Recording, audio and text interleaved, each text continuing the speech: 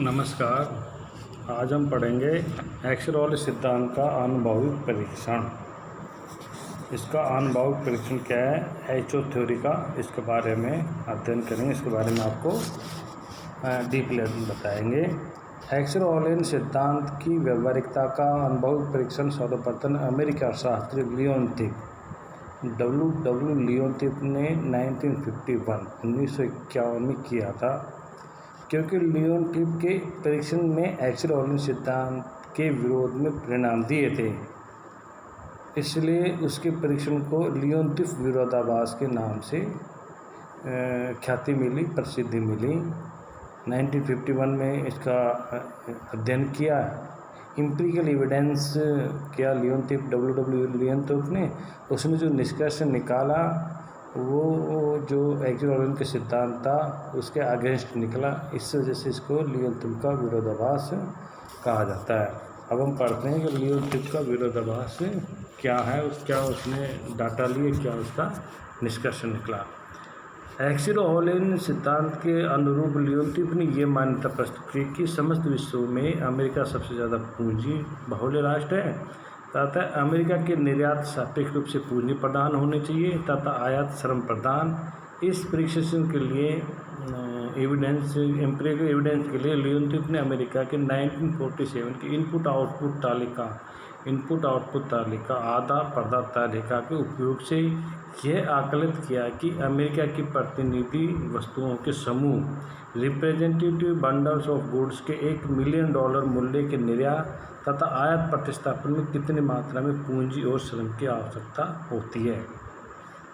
लियोनथिफ ने श्रम पूंजी का अनुपात K/L का रेशियो का उपयोग आयात प्रतिस्थापन इम्पोर्ट सब्स्टिट्यूटेंस वस्तुओं आयातित वस्तुओं के स्थान पर के लिए किया, क्योंकि अमेरिका अनेक ऐसी वस्तुओं जैसे ऑटोमोबाइल का न केवल घरेलू उत्पादन करता है अपितु इसका आयात भी करता है, क्योंकि इन वस्तुओं के उत्पादन में वहाँ अपूर्ण विशिष्टीकरण पाया जाता है।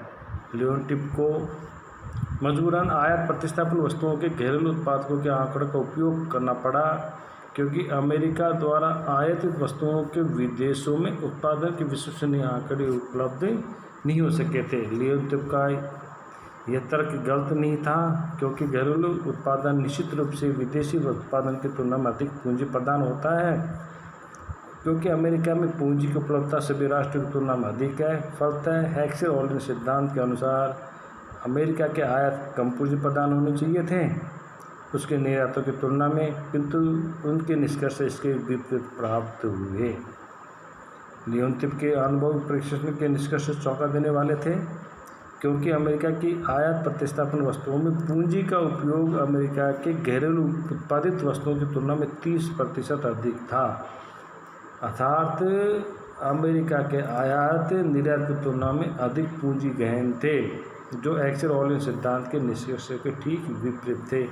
आयात में पूंजी ज़्यादा लगी थी, निर्यात कम पूंजी गहन थे, क्योंकि अमेरिका में पूंजी ज़्यादा। एक्सरॉल सिद्धांत यह बताता है कि जो राष्ट्र जिस साधन में बाहुल्य है उस देश में उन वस्तुओं का उत्पादन फलतः निर्यात अधिक होगा जो उसके बाहुल्य साधन का अधिक गहनता से उपयोग करता है।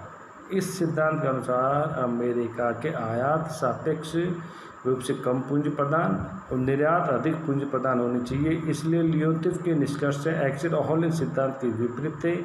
इस निष्कर्ष को अग्र तालिका में दिखाया जा सकता है, जैसा कि आपको दिख रहा है, स्क्रीन पे दिख रहा है। $1 मिलियन के मूल्य के निर्यात और आयात के लिए श्रम और पूंजी की आवश्यकता इस तालिका में दिखाई गई है।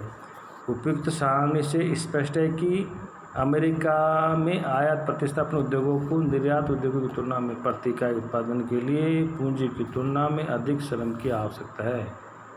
पूंजी श्रम अनुपात निर्यात $13,991 प्रति मानव वर्ष मैन ईयर्स है, जो आयातों में है $18,184 प्रति मानव वर्ष की तुलना में कम है।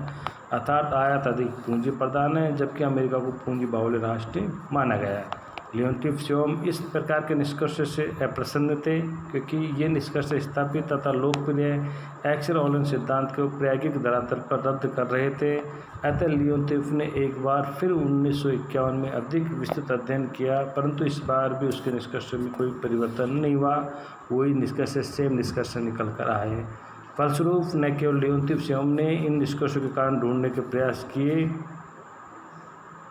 अपितु अनेक अन्य अर्थशास्त्रियों ने अन्य राष्ट्रों के लिए भी ऐसे ही अध्ययन किए जिन्होंने लियोन्टिफ द्वारा अपनाई गई तकनीकों का उपयोग किया। इन अध्ययनों में प्रमुख है टोटेमोटा इशुमुरा ने जापान के लिए, स्टोफल रोकेसन ने जर्मनी के लिए और आर भारद्वाज ने भारत के लिए इस प्रकार के अनुभव का अध्ययन किए। जो भारद्वाज जी ने जो 1962 में अध्ययन किया था इंडिया पर, हम उसका आगे जाके थोड़ा सा उसके बारे में अलग से आपको इसी वीडियो में बताएंगे, थोड़ा सा इसको डिटेल से बताएंगे।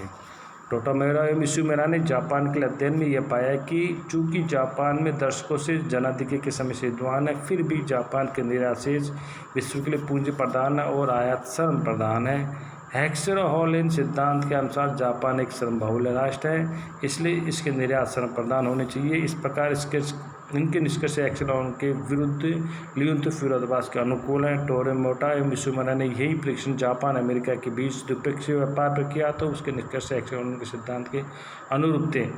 अमेरिका जो जापान की तुलना में अधिक पूंजी बाहुल्य है, उसे जापान के निर्यात श्रम प्रदान थे और अमेरिका में आयात पूंजी प्रदान थे। इस प्रकार इसके परीक्षण विरोधाभासी निष्कर्ष पैदा करते हैं। स्टोफल और रोक्सकेम ने पूर्व जर्मनी के आयात निर्यात की प्रकृति का अध्ययन किया। पूर्वी यूरोप के अन्य देशों की तुलना में उन्होंने ये माना कि पूर्व जर्मनी अधिक पूंजी बाहुल्य राष्ट्र है और उनके निष्कर्ष ये बताते हैं कि पूर्व जर्मनी के निर्यात पूंजी प्रदान और आयात श्रम प्रदान है। इस प्रकार इनके निष्कर्ष एक्सर-ऑलन सिद्धांत से मेल खाते हैं। रंगनाथ भारद्वाज 1962 ने सर्वप्रथम भारत के आयात निर्यात की प्रकृति का अनुभव परीक्षण किया। उन्होंने एक्सर-ऑलन सिद्धांत के अनुरूप भारत को श्रम बाहुल्य राष्ट्र माना, अतः भारत के निर्यात श्रम प्रदान और आयात पूंजी प्रदान होनी चाहिए थे। किंतु भारत अमेरिका के द्विपक्षीय व्यापार के आंकड़ों के परीक्षण पर उन्होंने पाया कि भारत के अमेरिका को निर्यात सापेक्ष रूप से पूंजी प्रदान थे, जबकि अमेरिका से भारत को आयात श्रम प्रदान थे। ये निष्कर्ष लियोन्टिफ विरोधाभास को सही ठहराते हैं, किंतु जब उन्होंने भारत के शेष विश्व से व्यापार की तुलना की तो पाया कि भारत के साधन बहुलता जो श्रम की है कि अनुरूप निर्यात श्रम प्रदान और आयात पूंजी प्रदान थे, जो एक्सर-ऑलन सिद्धांत के अनुरूप है। इस प्रकार भारद्वाज के परीक्षण से भी एक्सर-ऑलन सिद्धांत को सिद्ध करना संदेहास्पद रहा है।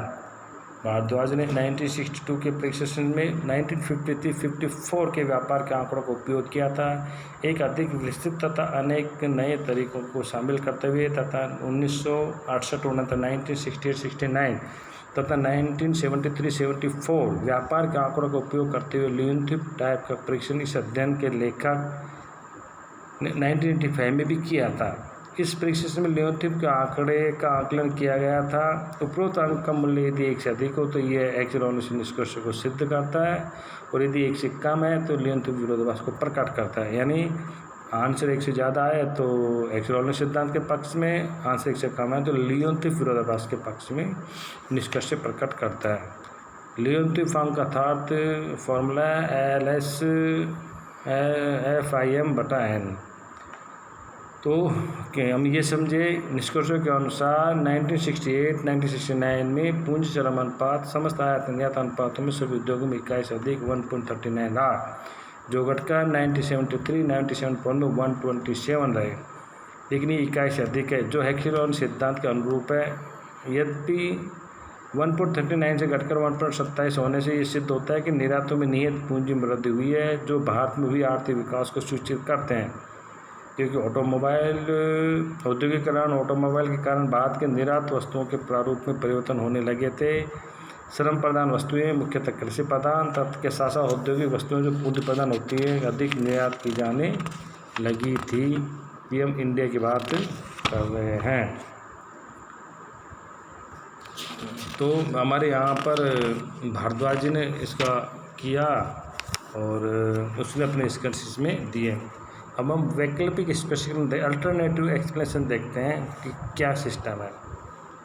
आखिर में इनका विकल्प क्या है उसके बारे में थोड़ा सा हम इसका अध्ययन कर लेते हैं। भिन्न अनुभव परीक्षण एक्सट्राऑर्डिनरी सिद्धांत को अत्यंत सरल रूप में लेते हुए किए गए हैं। इनमें कुछ तो एक्सट्राऑर्डिनरी सिद्धांत को सिद्ध करते हैं, जबकि कुछ अन्य इसके विरोध में लियोनोव विरोधाभास का अनुरूप है। अतः यह आवश्यक हो गया है कि उन कारणों की खोज की जाए जिनके कारण निर्विवाद एक्सट्राऑर्डिनरी सिद्धांत के निष्कर्ष का अनुभव परीक्षणों में से संगति या मेल का अभाव पैदा हुआ। एक्सट्राऑर्डिनरी सिद्धांत को अंतर्राष्ट्रीय व्यापार के समझने में सभी अर्थशास्त्रियों ने इसकी उपयोगिता स्वीकार की थी, यहाँ तक कि लियोनोव जिन्होंने सर्वप्रथम 1951 में विरोधाभासी निष्कर्ष दिए थे, उन्होंने इस सिद्धांत को स्वीकार किया। उन्होंने भी पुनः परीक्षण 1956 और अधिक गहराई से किया, यद्यपि उनके निष्कर्ष दूसरी बार भी अपने पुराने निष्कर्ष के अनुरूप निकले। फिर भी लियोनोव ने स्वीकार किया है कि कहीं ना कहीं सैद्धांतिक अनुसंधान विधि में कोई कमी या कमजोरी रही होगी, नहीं तो ये सिद्धांत इतना खराब नहीं है। एक्सट्राऑर्डिनरी का सर्व स्वीकार्यता व्यापार सिद्धांत अनुभव प्रश्नों में सही सिद्ध नहीं हो पाया। लियोनोव स्वयं ने श्रम कुशलता के अंतरों के विरोधाभासी निष्कर्षों के संभावित कारणों में सम्मिलित किया। यहीं से बात के अनुसंधान कार्यों में मानवीय पूंजी ह्यूमन कैपिटल को जो श्रम कुशलता के अंतरों का आधारित है, एक्सट्राऑर्डिनरी सिद्धांत को पुनः स्थापित करने के वैकल्पिक स्पष्टीकरण के रूप में स्वीकार किया गया। इस प्रकार एक्सट्राऑर्डिनरी मॉडल जो 2x2x2 मॉडल पर आधारित था, उसका विस्तार कर m×m×n के रूप में स्वीकार कर परीक्षण करने में उपयोग में लाया जाने लगा। यहाँ m का जो आशय, जब मैं आपको बताया, m का आशय राष्ट्रों की संख्या जो 2 से अधिक हो सकती है, जबकि दूसरा m वस्तुओं की संख्या जो भी 2 से अधिक हो सकती है। n साधनों की संख्या जो 2 के स्थान पर 3 हो गई है। पूंजी अकुशल श्रम और कुशल श्रम, मानवीय पूंजी। इस प्रकार एक्सट्राऑर्डिनरी मॉडल का विस्तार होकर इसे पुनः साधन अनुपात के रूप में स्थापित करने में सफलता मिली।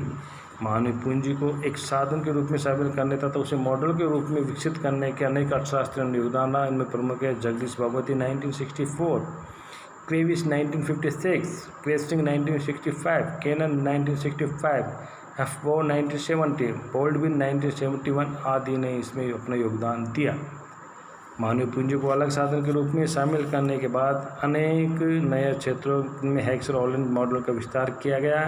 ये क्षेत्र है पैमाने की मित्रता है, इकोनॉमिक्स ऑफ स्केल्स, अपूर्ण प्रतियोगिता, इम्परफेक्ट कॉम्पिटिशन के अंतर्गत वस्तु विभेद, प्रोडक्ट डिफरेंशिएशन तथा अंतर उद्योग, इंट्रा इंडस्ट्रियल ट्रेड आदि है। इसके अतिरिक्त गत्यात्मक तकनीकी विभेद, डायनामिक टेक्नोलॉजी डिफरेंस के अंतर्गत तकनीक अंतराल, टेक्नोलॉजी गैप तथा उत्पादन जीवन चक्र, प्रोडक्ट लाइफ साइकिल मॉडल का विकास भी किसी न किसी प्रकार से एक्सट्राऑर्डिनरी मॉडल के पुनः स्थापित कर अंतर्राष्ट्रीय व्यापार की प्रकृति और प्रारूप को समझने के प्रयासों के रूप में माने जाते हैं। इन क्षेत्रों में परीक्षण करने वाले अर्थशास्त्र में प्रमुख है पॉन्सनर 1961, क्रेसिंग 1967, हफबॉ 1970, हर्ट्स 1967, वनडो 1967, बोल्डविन 1971, मोरेल 1972 और बलासा 1958, हेल्फमन 1981, कुकमैन 1980, लंकास्टर 1980 आदि ने इस सिद्धांत के बाद में इसको स्वीकृत किया गया। तो कहने का मतलब है कि ये सिद्धांत आज भी उपयोगी है, इम्पोर्टेंट है, बेस है ट्रेड का, इंटरनेशनल ट्रेड का, और आज भी ये सिद्धांत पूर्णतः लागू होता है। धन्यवाद।